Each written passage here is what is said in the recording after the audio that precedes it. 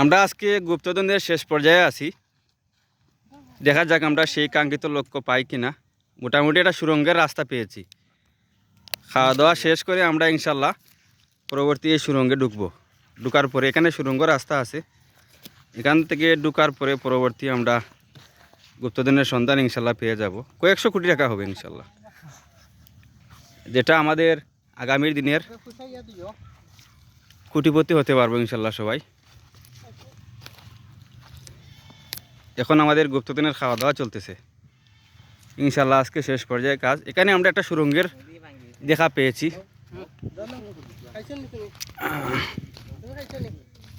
এখানে আমরা সুরঙ্গটা ডেকে রাখছি, এই সুরঙ্গ দিয়ে ঢুকবো। আর এখানে গিয়ে এখান থেকে ভিতরে সুরঙ্গের শেষ মুখ।